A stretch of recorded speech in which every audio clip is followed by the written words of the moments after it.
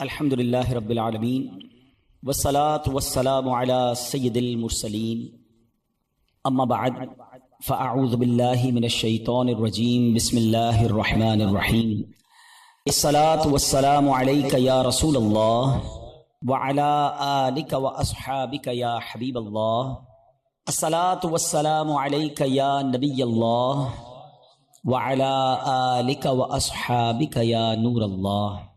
درود پاک پڑھنے کے بے شمار فضائل و برکات ہیں۔ درود پاک کب کب کہاں کہاں اور کیسے کیسے کام آتا ہے، سبحان اللہ۔ ایک ایسا وظیفہ ہے کہ جس کی جتنی فضیلت بیان کرے کم ہے، یعنی کون سی پرابلم ہے، کون سی مشکل ہے جس کا حل درود پاک میں نہیں ہے۔ اگر یہ کہے کہ ہر مصیبت کے تالے کی چابی درود پاک ہے تو یہ شاید غلط نہیں ہوگا۔ یقیناً بہت سارے لوگ یہاں بیٹھے ہیں، مہنگائی کا دور ہے، بعض اوقات قرضے کی ضرورت پڑ جاتی ہے۔ ایسا ہی ایک ماجرا تھا آج سے چند 100 سال پہلے۔ ایک دوست نے دوسرے دوست سے قرض لیا۔ جو میں واقعہ بیان کرنے جا رہا ہوں یہ درود پاک کی بڑی مشہور و معروف کتابوں میں بھی لکھا۔ مفتی امین صاحب رحمۃ اللہ تعالی نے اپنی کتاب آب کوثر میں بھی اس واقعے کو نقل فرمایا کہ ایک دوست نے اپنے دوسرے دوست سے 3000 دینار کا قرض لیا۔ 3000 دینار ایک اچھی رقم ہوتی ہے، یعنی سونے کی اشرفیاں۔ اور جناب ایک وقت طے ہو گیا کہ اتنے ٹائم کے بعد میں یہ قرض لوٹا دوں گا۔ وہ ٹائم آ گیا، دوست نے کہا بھائی میرے پیسے لوٹاؤ۔ تو اب اس دوست نے کہا کہ میرے پاس پیسے تو نہیں ہیں، میرا کاروبار بھی تباہ ہو گیا ہے، میں تمہیں پیسے نہیں دے سکتا۔ پہلے تو اس نے کافی کوشش کی، اس کو فالو اپ کیا، اس کو بار بار یاد دلایا۔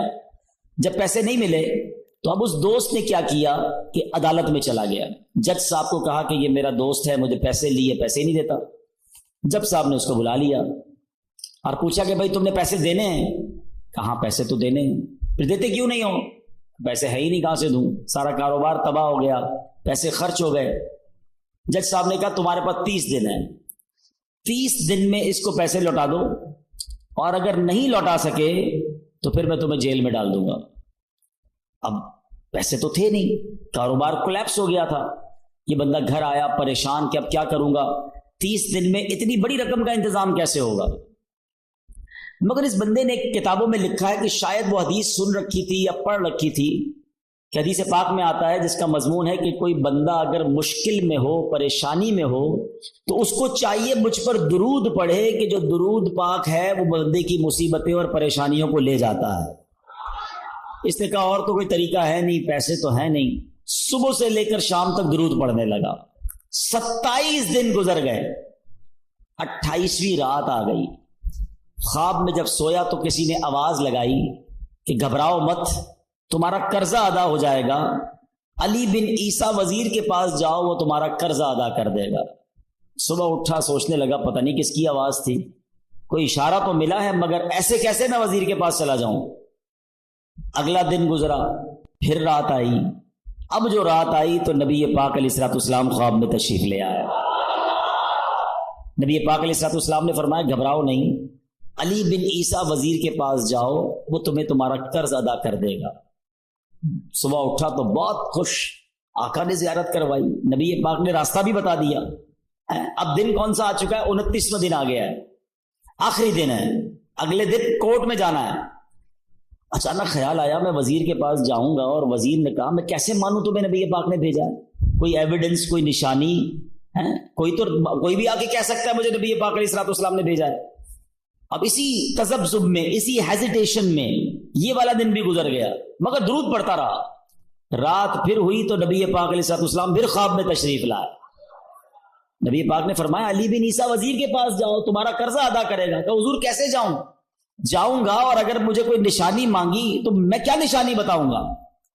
پیارے آقا علیہ الصلوۃ والسلام نے فرمایا اسے جا کر کہنا کہ تم 5000 بار روزانہ صبح فجر کی نماز کے بعد درود پاک پڑھتے ہو، یہ راز صرف تمہیں پتا ہے، تمہارے رب کو پتا ہے، اور کسی کو نہیں پتا۔ اور جب تک گنتی پوری نہیں ہوتی تم کسی سے بات بھی نہیں کرتے۔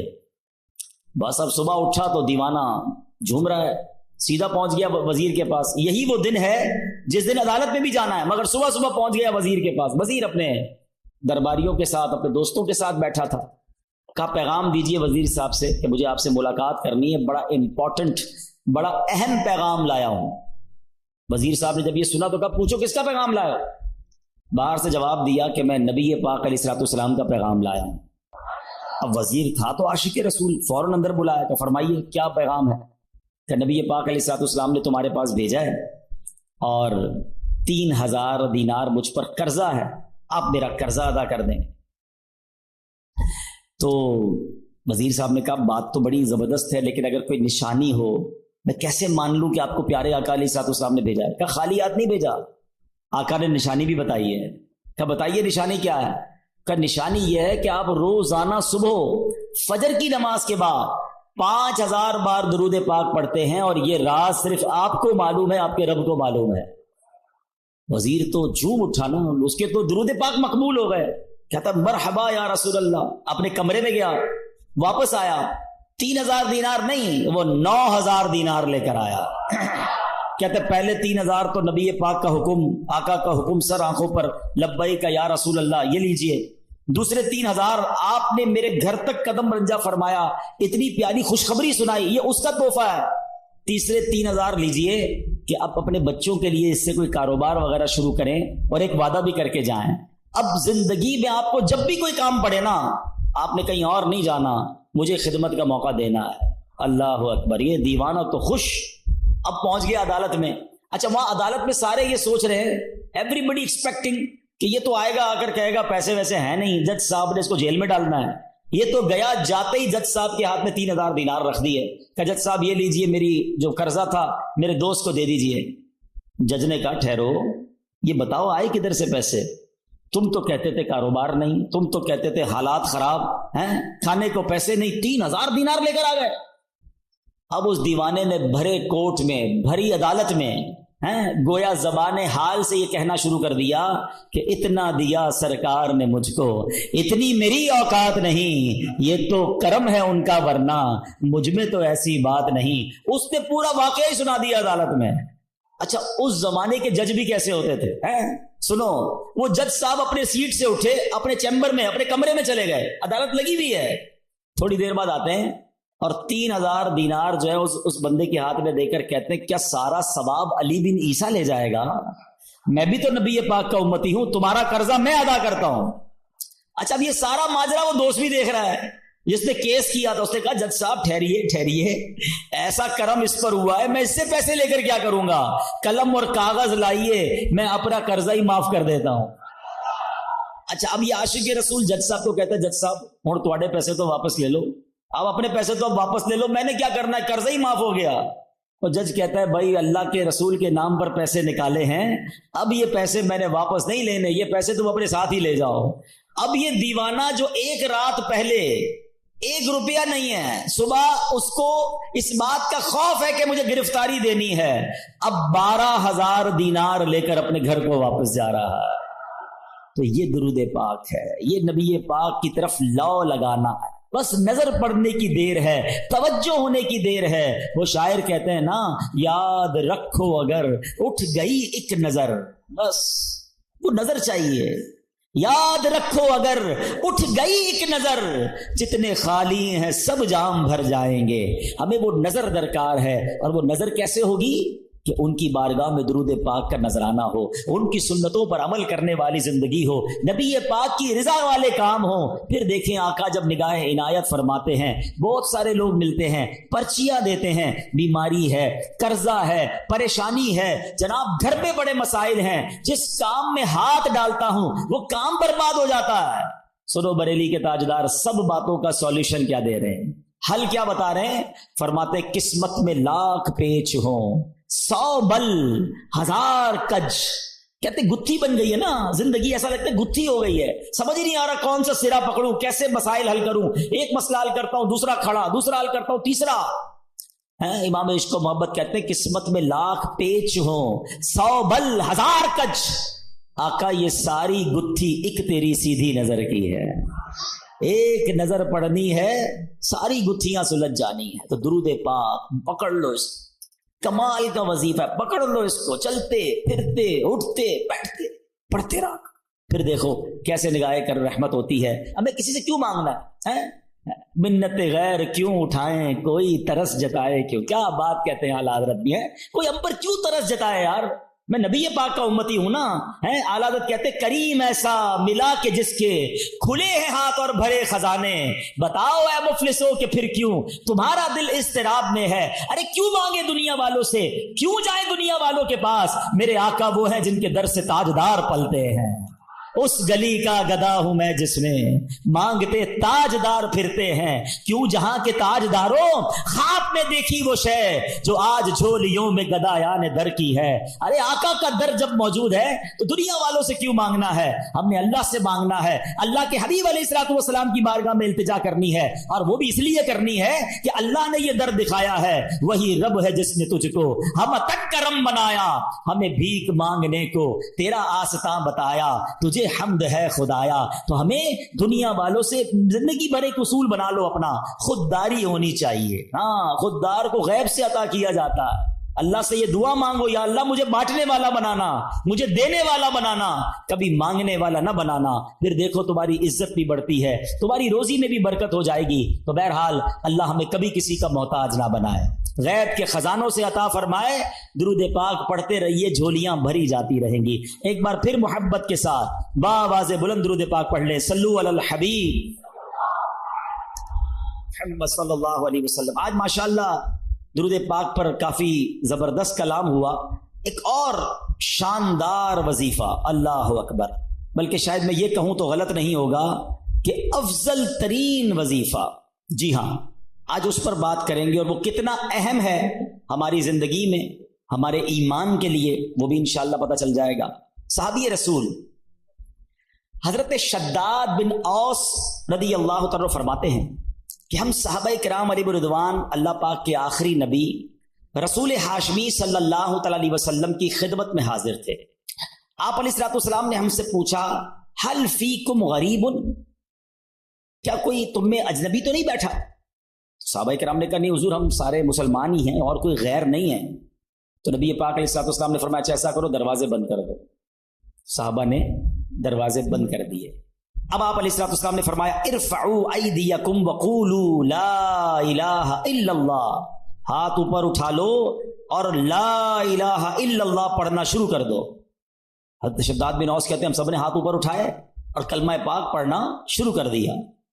کچھ دیر اسی طرح ہم ذکر کرتے رہے, نبی پاک ذکر کرواتے رہے, اور اس کے بعد مالک کے جنت قاسم نعمت صلی اللہ تعالی علیہ وسلم نے خوشخبری سناتے ہوئے فرمایا ابشروا فإن اللہ قد غفر لکم, تمہیں بشارت ہو کہ بے شک اللہ پاک نے تمہیں بخش دیا ہے. مزید آپ علیہ الصلوۃ والسلام نے یہ بھی فرمایا کہ الحمدللہ, اے اللہ پاک تو نے مجھے یہ پاکیزہ کلمہ دے کر بھیجا, اسے پڑھنے کا حکم دیا اور اس پر جنت کا وعدہ بھی فرمایا, بے شک تو اپنے وعدے کے خلاف نہیں کرتا. سبحان اللہ. تو کلمہ طیبہ افضل الذکر لا الہ الا اللہ, اس کے کمال کے فضائل ہیں. کیا خوبصورت شعر شاعر لکھتے ہیں نا, حسبی ربی جس نے کہا فیض کے دریا کو پایا, گوہر مقصد ہاتھ آیا, لا الہ الا, کھل جائیں در جنت کے دوزخ کی سب آگ بجھے, دل سے کوئی ایک بار کہے لا الہ الا اللہ, پڑھو لا الہ الا اللہ, لا الہ الا اللہ. سبحان اللہ. کلمہ طیبہ کے بہت فضائل ہیں, یاد رہے یہ افضل ترین ذکر بھی ہے, بہترین وظیفہ بھی ہے. یہی کلمہ پڑھ کر غیر مسلم مسلمان ہوتا ہے. یہی مبارک کلمہ سچے دل سے پڑھنے کی برکت سے غیر مسلم کے سب گناہ دھل جاتے ہیں اور وہ جنت کا حقدار بن جاتا ہے. حلیت الاولیاء میں ہے, دو عالم کے مالک و مختار مکی مدنی سرکار صلی اللہ تعالی علیہ وسلم نے فرمایا اللہ پاک ارشاد فرماتا ہے بے شک میں ہی اللہ ہوں، میرے سوا کوئی عبادت کے لائق نہیں، بس اے لوگوں میری ہی عبادت کرو۔ تم میں سے جو کوئی میری بارگاہ میں سچے دل سے لا الہ الا اللہ کی گواہی کے ساتھ آئے گا وہ میری پناہ میں داخل ہوگا، اور جو میری پناہ میں داخل ہوا وہ میرے عذاب سے محفوظ ہو گیا۔ کیا بات ہے، سبحان اللہ۔ کلمہ طیبہ کے مختلف نام ہیں، یاد رکھیے گا، لا الہ الا اللہ محمد الرسول، مل کر پڑھ لیں، لا الہ الا اللہ محمد الرسول اللہ صلی اللہ تعالی علیہ وسلم۔ اس کے بہت سارے نام ہیں۔ اس کا ایک نام کلمہ توحید بھی ہے، کلمہ اخلاص بھی ہے، اسے کلمہ احسان بھی کہتے ہیں، اسے کلمۃ التقوی بھی کہتے ہیں۔ اس مبارک کلمے کا ایک نام کلمہ ثابتہ یعنی ثابت شدہ کلمہ، پکا کلمہ، نام مٹنے والا کلمہ، ہمیشہ رہنے والا کلمہ بھی ہے۔ سبحان اللہ، اتنے حدیث اور اتنے فضائل ہیں اس کے بارے میں۔ صحابی رسول حضرت ابو ہریرہ رضی اللہ تعالیٰ عنہ فرماتے ہیں میں نے اللہ پاک کے آخری نبی رسول ہاشمی صلی اللہ تعالیٰ علیہ وسلم کی خدمت میں عرض کی، یہ بخاری شریف کی حدیث ہے کہ یا رسول اللہ صلی اللہ تعالیٰ علیہ وسلم، قیامت کے دن آپ کی شفاعت سے حصہ پانے والے خوش نصیب لوگ کون ہوں گے؟ فرمایا اے ابو ہریرہ، میرا گمان یہی تھا کہ تم سے پہلے مجھ سے کوئی یہ بات نہیں پوچھے گا۔ نبی پاک کو یہ بھی پتا تھا سوال کون پوچھے گا مجھ سے۔ فرمایا کیونکہ میں حدیث سننے کے معاملے میں تمہاری حرص کو جانتا ہوں۔ پھر فرمایا اے ابو ہریرہ، قیامت کے دن میری شفاعت پانے والا خوش نصیب وہ ہوگا جو سچے دل سے لا الہ الا اللہ کہے گا۔ ایک بار پھر پڑھ لیں، لا الہ الا اللہ محمد الرسول اللہ صلی اللہ تعالی علیہ وسلم۔ حضرت عثمان بن مالک رضی اللہ تعالی سے روایت ہے، رسول رحمت شفیع امت صلی اللہ تعالی علیہ وسلم نے فرمایا جو بندہ صرف اور صرف اللہ پاک کی رضا کی خاطر لا الہ الا اللہ کہے، بے شک اللہ پاک اس پر دوزخ حرام فرما دیتا۔ ایک بار پھر پڑھ لیں، لا الہ الا اللہ محمد الرسول اللہ صلی اللہ تعالی علیہ وسلم۔ اللہ پاک کے آخری نبی رسول ہاشمی صلی اللہ تعالی علیہ وسلم نے فرمایا من مات وہو یعلم انہ لا الہ الا اللہ دخل الجنہ، یعنی جو اس حال میں مرا کہ وہ جانتا ہے اللہ پاک کے سوا کوئی عبادت کے لائق نہیں تو وہ جنت میں داخل ہوگا۔ ایک حدیث پاک میں ہے پیارے آقا مکی مدنی مصطفیٰ صلی اللہ علیہ وسلم نے فرمایا ثمن الجنتی لا الہ الا اللہ۔ بڑی پیاری حدیث ہے، اتنی مختصر ہے مگر کیا پیاری بات فرما دی۔ آپ کہیں جناب مجھے ڈیفنس میں بنگلہ چاہیے، آپ اگلا سوال ہوگا کتنے کا ہے، قیمت کیا ہے، پرائس کیا ہے، مجھے فلاں والا نیا موبائل چاہیے، ہاں مجھے بھی چاہیے، قیمت تو بتاؤ۔ اچھا جناب فلاں قسم کی گاڑی چاہیے مگر یہ تو بتاؤ کتنے کی ہے، جیب میں پیسے ہوں گے تو لوں گا نا۔ اب اگر آپ سے کوئی کہے کہ جنت کی قیمت کیا ہے، جنت کا ثمن کیا ہے، جنت کا داخلہ کیسے ملے گا، ہائے ہائے، نبی پاک نے ایک لائن میں جنت کی قیمت بیان فرما دی۔ آقا فرماتے ثمن الجنہ لا الہ الا اللہ، آقا فرماتے جنت کی قیمت لا الہ الا اللہ۔ پھر پڑھ لو، لا الہ الا اللہ محمد الرسول اللہ صلی اللہ علیہ وسلم۔ ایک اور روایت میں ہے رسول اکرم نور مجسم صلی اللہ تعالی علیہ وسلم نے فرمایا مفاتیح الجنتی شہادت لا الہ الا اللہ، جنت کی چابیاں لا الہ الا اللہ کی گواہی دینا ہے۔ اللہ اکبر، سبحان اللہ، یہ ہے کلمہ طیبہ، یہ ہے سبحان اللہ کلمہ طیبہ کی برکتیں، سبحان اللہ۔ اب ایک عجیب سا واقعہ آپ کو سناتا ہوں، اور واقعہ ہے حضرت بایزید بسطامی کا۔ حضرت بایزید بسطامی رحمت اللہ تعالی علیہ ایک مرتبہ سفر میں تھے، آپ کو غیب سے آواز آئی اے بایزید سمعان نامی شہر میں جاؤ، وہاں کے غیر مسلموں کے ساتھ ان کے عید کے اجتماع میں شرکت کرو۔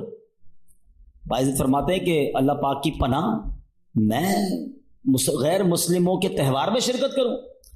آپ نے کہا کہ نہیں، یہ میرے لیے پیغام نہیں ہو سکتا۔ رات سوئے، خواب میں پھر یہی آواز آئی بایزید جاؤ اور غیر مسلموں کے فلاں تہوار میں عید میں شرکت کرو۔ پھر یہ کہتے میں اٹھ گیا، خواب سے کانپنے لگا، سوچ رہا تھا کہ یہ کس کی آواز ہے، مجھے کون پیغام دے رہا ہے، کہیں شیطان کی طرف سے تو نہیں؟ کہہ رہے میں بیدار تھا تو جاگتے میں آواز آئی اے بایزید ڈرنے کی ضرورت نہیں، تم میرے فرما بردار ہو، مگر غیر مسلموں والا لباس پہنو، ان کے اجتماع میں جاؤ، ایک راز ہے اس میں۔ اب حضرت بایزید اللہ کے برگزیدہ بندوں میں سے ہیں، اب سمجھ گئے کہ یہ شیطان کی طرف سے آواز نہیں ہے، یہ رحمان کی طرف سے پیغام ہے۔ آپ نے لباس پہنا اور آپ چلے گئے غیر مسلموں کے تہوار پہ۔ اب سارے بہت بڑا میدان، بہت بڑا میلہ، سب لوگ اپنے سب سے بڑے عالم کے انتظار میں بیٹھے ہیں۔ کچھ دیر بعد ان کا عالم آیا، سب لوگ بیٹھ گئے، اس نے تقریر کرنی تھی، مگر جیسی وہ عالم تقریر کرنے کھڑا ہوا نا، وہ کپ کپانے لگا، وہ لرزنے لگا، اور وہ کہتا ہے کہ لوگوں نے کہا اے سردار آپ تقریر شروع کیجئے۔ تو کہتا ہے کہ تو ہمارے اجتماع میں ایک محمدی بیٹھا ہے، ایک اللہ کے آخری نبی کا امتی بیٹھا ہے، اور وہ تمہارے دین کا امتحان لینے آیا ہوا ہے، اس لیے میری آواز ہی نہیں نکل رہی ہے۔ پھر اس نے بلند آواز سے کہا اے محمدی، اے اللہ کے آخری نبی کے امتی، کھڑے ہو جاؤ۔ حضرت بایزید بسطامی کھڑے ہو گئے۔ تو اس عالم کہتا میں تم سے کچھ سوال کروں گا، تم نے جواب دیا تو اس کے بعد ہم ساری باتیں تمہاری مانیں گے، اور اگر تم جواب نہ دے سکے تو ہم تمہیں قتل کر دیں گے۔ حضرت بایزید بسطامی تو ولیوں کے سردار تھے، آپ نے کہا پوچھو جو پوچھنا ہے۔ اس غیر مسلم نے بھرے مجمع میں 61 سوال کیے، 61 کوسچن کیے حضرت بایزید بسطامی سے۔ حضرت بایزید بسطامی نے سب کے سب ٹھیک جواب ارشاد فرما دیے۔ حضرت بایزید بسطامی نے اسے سوال کیا، تم نے کر لیے سوال، اب میں سوال کرتا ہوں، بتاؤ آسمانوں اور جنت کی چابی کیا ہے؟ تو جو غیر مسلموں کا عالم تھا نا، وہ کہتا ہے آسمانوں اور جنت کی چابی کلمہ طیبہ لا الہ الا اللہ محمد الرسول اللہ ہے۔ اللہ پاک نے اس کی زبان پر حق جاری کر دیا۔ اب اپنے اتنے بڑے عالم کی آواز سن کر، اس کا جواب سن کر، اس میدان میں ہزاروں غیر مسلم تھے، سب کے سب کلمہ پڑھ کر مسلمان ہو۔ اللہ اکبر، یا رسول، یا جاری رہے گا فیضان کلمہ طیبہ۔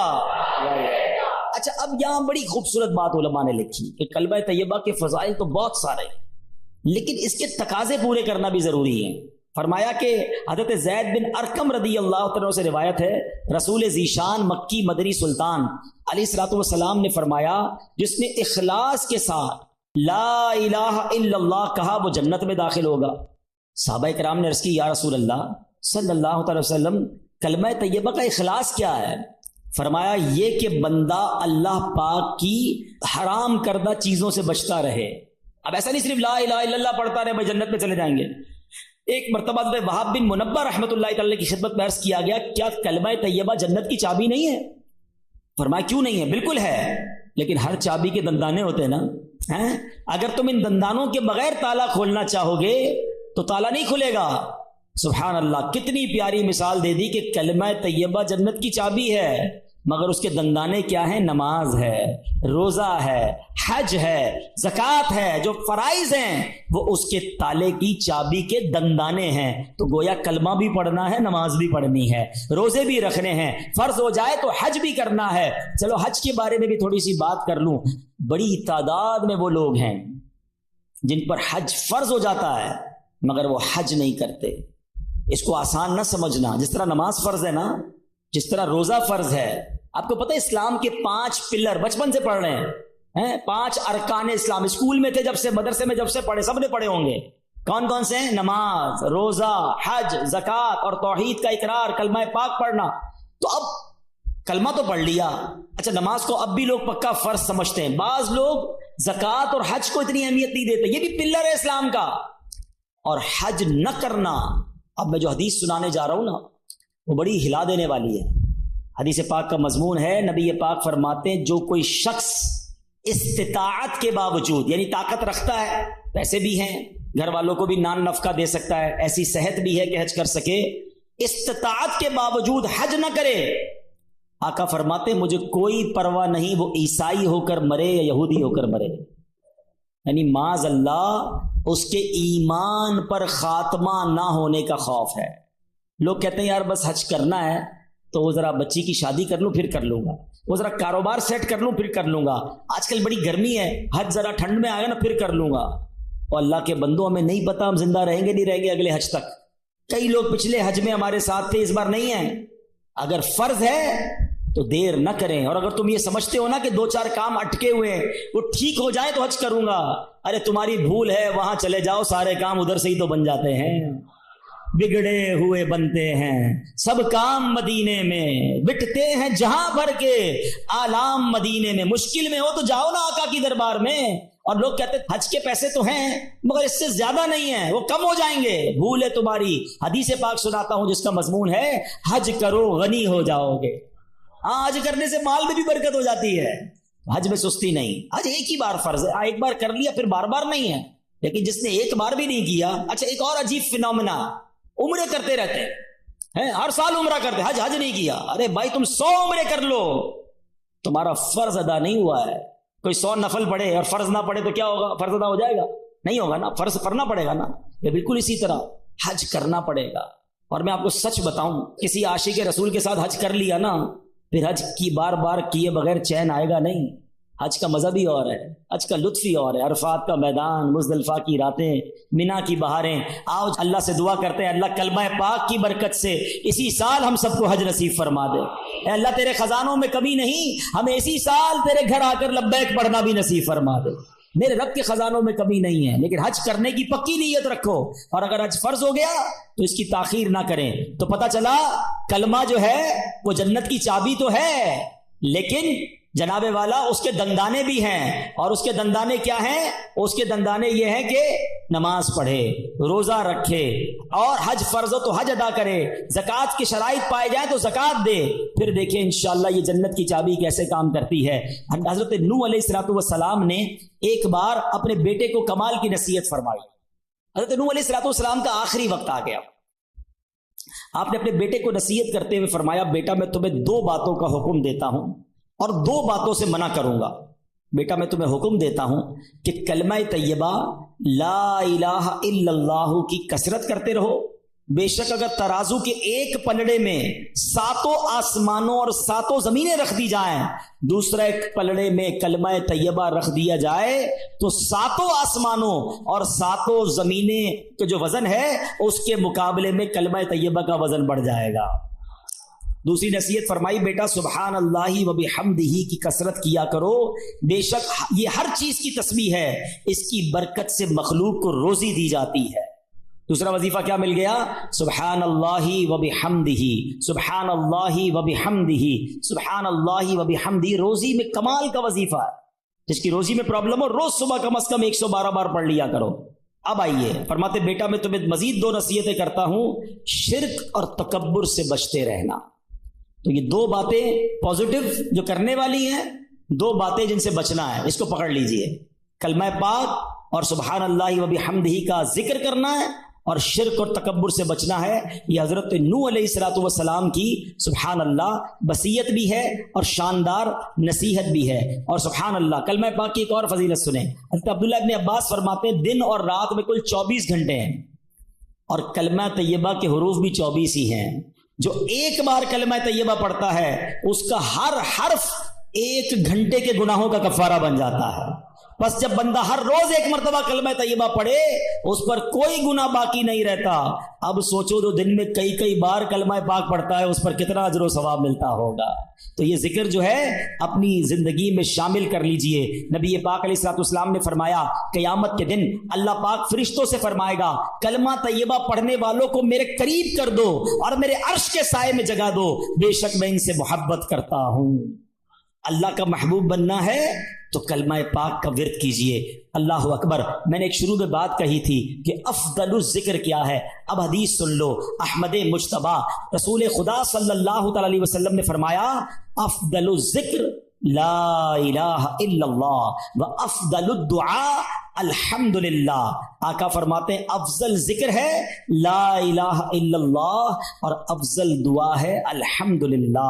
تو سبحان اللہ کلمہ پاک بھی پڑھنا ہے اور بات بات پر اللہ کا شکر بھی ادا کرنا ہے. بہرحال میرے پیارے اسلامی بھائیوں، اب ایک اور اہم بات سبحان اللہ کہ ہمیں جب آخری وقت کسی کا آ جائے نا، کسی مردے کا، کسی شخص کا آخری وقت، انتقال کا وقت قریب آ جائے تو اس وقت اس کے پاس جا کر کلمہ پاک کی تلقین کرنی چاہیے، کلمہ سکھانا چاہیے. نبی پاک کا فرمان لقنوا موتاکم لا الہ الا اللہ، اپنے مردوں کو لا الہ الا اللہ کی تلقین کرو، یعنی جو مرنے کے قریب ہو اسے کلمہ سکھاؤ، اس طرح کہ اس کے پاس بلند آواز سے کلمہ پڑھو۔ اب اس کا طریقہ بھی سمجھ لیں۔ بعض اوقات پتہ ہے کیا غلطی کرتے ہیں، کسی کا آخری وقت ہو، اس کے پاس جا کر کہتے ہیں کلمہ پڑھو، لا الہ الا اللہ پڑھو، لا الہ الا اللہ محمد رسول اللہ پڑھو۔ یہ نہیں کرنا چاہیے۔ یہ بڑی اہم بات بتانے جا رہا ہوں۔ جو سکرات کا وقت ہوتا ہے نا، بڑی تکلیف میں ہوتا ہے بندہ، اس کو بڑی مشکل ہو رہی ہوتی ہے، خدا نہ خواستہ اس تکلیف میں اگر اب اس نے یہ کہہ دیا نا میں نہیں پڑھتا، میں کلمہ نہیں پڑھتا، تو کہیں ایسا نہ ہو اس کا خاتمہ برا ہو جائے۔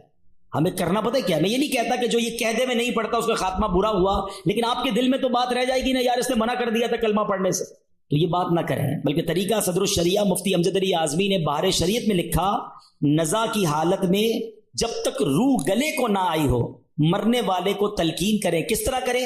اس کے پاس جائیں اور بلند آواز سے خود کلمہ پڑھنا شروع کر دیں، اشہد ان لا الہ الا اللہ واشہد ان محمد رسول اللہ، پڑھتے رہیں۔ اب اس کو کہنے کا حکم نہ دیں، آپ پڑھتے رہیں تاکہ وہ سنے اور اس کو یاد آ جائے، اور جب اس بندے نے کلمہ پڑھ لیا نا آپ چپ ہو جائے، اب کوئی اور بات نہ کریں، اس کا آخری جملہ نکل چکا ہے نا کلمہ، اب آپ خاموش ہو جائیں۔ ہاں اگر کلمہ پڑھنے کے بعد اس سے پھر کوئی بات کر دی، اب دوبارہ آپ بلند آواز سے کلمہ پڑھنا شروع کر دیں۔ کوشش کریں کہ اس کا آخری کلام جو ہے وہ لا الہ الا اللہ محمد الرسول اللہ صلی اللہ تعالی علیہ وسلم ہو جائے۔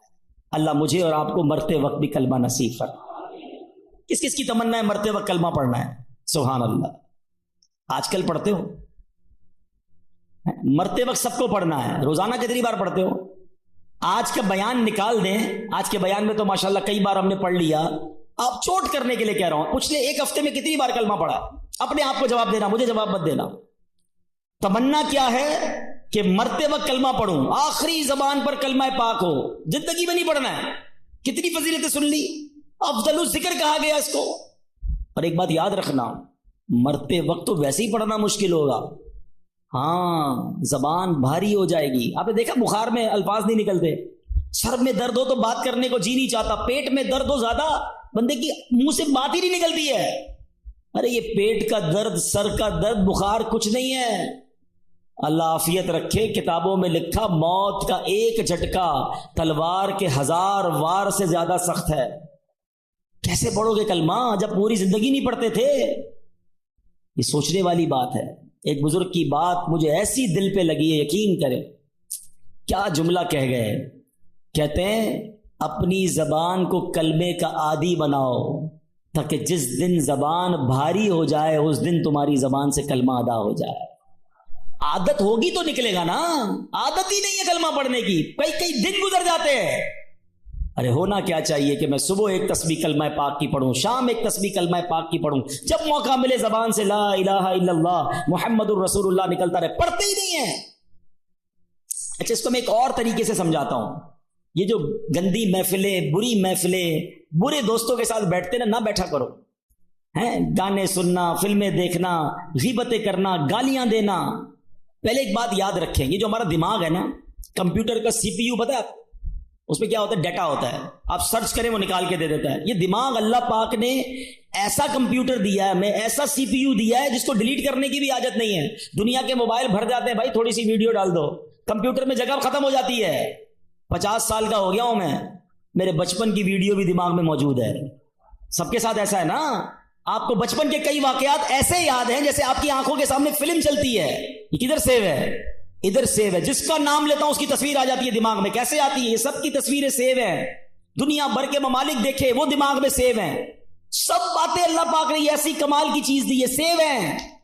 لیکن اگر گندی باتیں بھی سیو ہیں نا تو پھر یہ خیالات میں بھی آتی ہیں۔ نماز میں برے خیالات لوگوں کو آتے ہیں کیونکہ فلمیں دیکھ کے نماز پڑھنے آتے ہیں نا، اور یہ بری باتیں جو کر، دیکھو اس سی پی یو میں جانے کا طریقہ کیا ہے، ان پٹ ہمارے دل و دماغ میں جانے کے 3 راستے ہیں۔ ایک بات یاد رکھیے گا، 3 دروازے ہیں، دیکھنا، بولنا اور سننا۔ یہ 3 راستے ہیں، یہ شٹر ہیں سمجھ لو۔ ان تینوں راستوں کو پاک کر لو تاکہ اندر جو بھی جائے گا وہ پاک و صاف ہی جائے گا۔ جب پاک گیا نا اندر تو جھٹکا لگے گا تو نکلے گا کیا؟ پاک ہی نکلے گا نا۔ مثال کے طور پہ یہ گلاس ہے، اس میں پانی ہے، کوئی بھائی ادھر سے گزرے اور اس کو ٹھوکر لگا دے، کیا گرے گا اس میں سے؟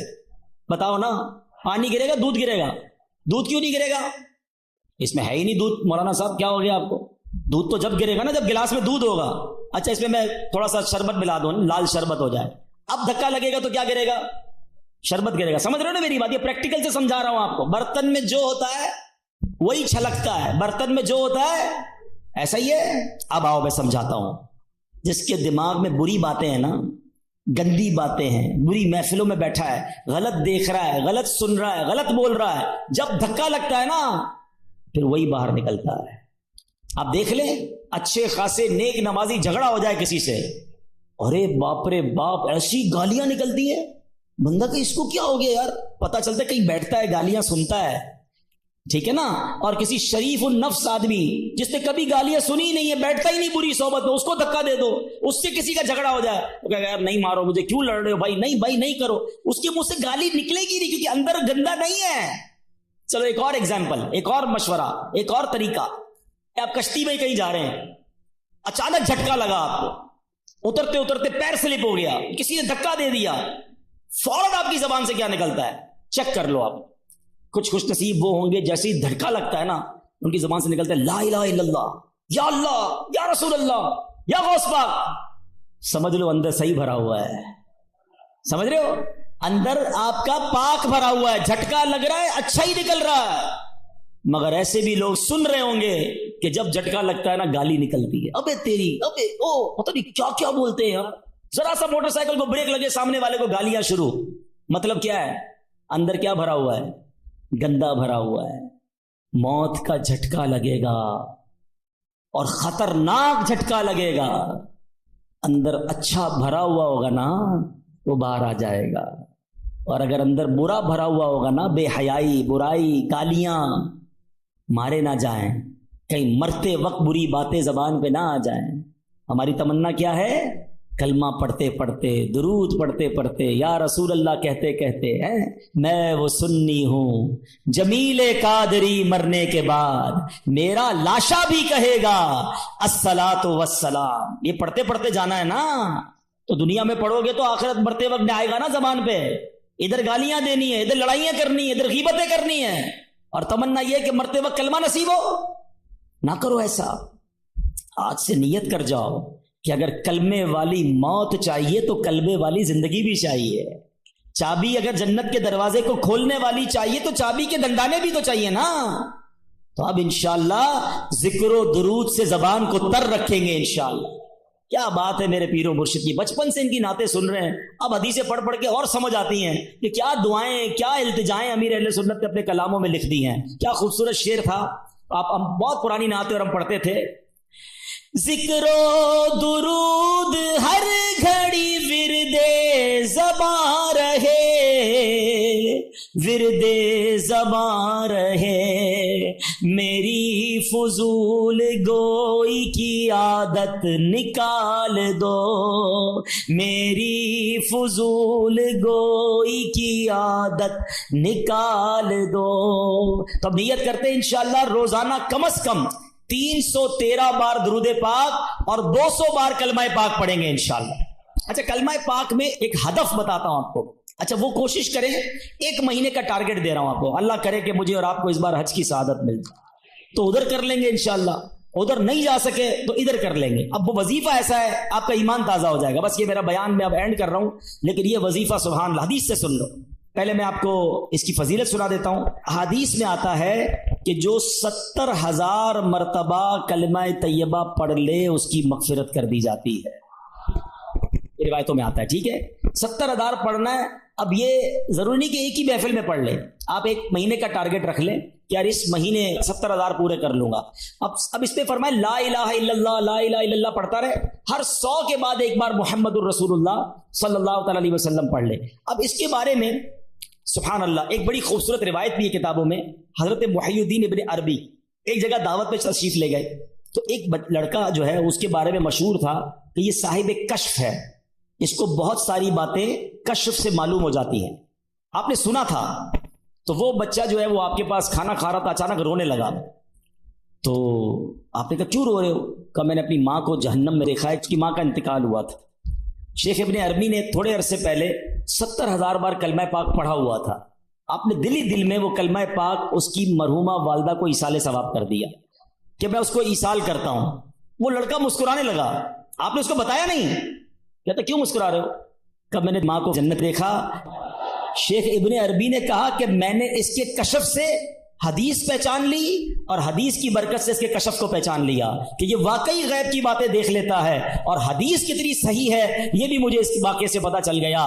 تو پتہ چلا میرے پیارے اسلامی بھائیوں، 70,000 بار کلمہ پاک. میں نے تو جب سے یہ حدیث پڑھی ہے نیت کر لی ہے، کچھ شروع بھی کر دیا ہے. میرے لیے بھی دعا کریں، آپ بھی ٹارگٹ لے لو. فضول باتیں یار، موبائل پہ گھنٹوں گزارتے ہیں، واک کرتے ہوئے کلمہ پاک پڑھنا شروع کر دے، تسبیح ہاتھ میں لے، کتنی بار ہو جائے گا؟ لا الہ الا اللہ، لا الہ الا اللہ، لا الہ. 100 بار پورا ہو جائے محمد الرسول اللہ صلی اللہ علیہ وسلم پڑھ لیں، انشاءاللہ یہ زبان کلمے کی عادی بھی ہو جائے گی. اچھا پھر ضروری تھوڑی ایک بار 70,000 پڑھیں، اللہ توفیق دے، کیونکہ جب آپ پڑھو گے نا 70,000 بار یہ دل جگمگ کرنے لگ جائے گا، کلمے سے محبت ہو جائے گی اور پڑھنے کو جی چاہے گا. کبھی کہنا یار چلو امی کے نام پہ 70,000، کبھی کہنا ابو کے نام پہ. اتنے تحفے دیے امی ابو نے، اور خاص طور پہ جن کے ماں باپ چلے گئے ان کے لیے تو زیادہ اچھی نیت کریں گے. تو امی ابو کے نام پر جو ہے وہ ہم پڑھیں. پھر اللہ کا توفیق دے تو پیر صاحب کے نام پہ پڑھ لیں، چلو ان کے ایصال ثواب کے لیے، غوث پاک کے ایصال ثواب کے لیے. تو انشاءاللہ بزرگوں کے ایصال ثواب کے لیے پڑھتے رہیں گے، کلمہ پاک کا ثواب تو ملے گا، بزرگوں کا فیضان بھی مل جائے گا انشاءاللہ. تو پڑھیں گے انشاءاللہ. چلو 3 بار مل کر پڑھ لیتے. لا الہ الا اللہ محمد الرسول اللہ، لا الہ الا اللہ محمد الرسول اللہ، لا الہ الا اللہ محمد الرسول اللہ صلی اللہ تعالی علیہ وسلم. اب دیکھو یہ دعوت اسلامی ہے، کیا پیارا ماحول ہے. کبھی پکڑ کر ہمیں درود پاک کی فضیلت بتاتے ہیں، کبھی کلمہ پاک کی فضیلت بتاتے ہیں، کبھی نماز کی طرف بلاتے ہیں، اللہ رسول کے ذکر کی طرف بلاتے ہیں. تو اس الٹی سیدھی محفلیں چھوڑ دو، الٹی سیدھی گیدرنگیں چھوڑ دو، اللہ رسول کے ذکر کی. اور پھر سبحان اللہ ہر جمعرات اجتماع میں ذکر الہی کروایا جاتا ہے. ہاں کوئی بندہ یہ کہہ سکتا ہے بھائی میں تو ہر ہفتے کلمے کی ورد کرتا ہوں. کیسے کرتا ہوں؟ ہر ہفتے اجتماع میں جاتا ہوں، اجتماع میں تو ماشاءاللہ ذکر الہی کروایا جاتا ہے. تو نیت کر لیں انشاءاللہ ہر جمعرات پابندی سے آئیں گے انشاءاللہ. صلو علی الحبیب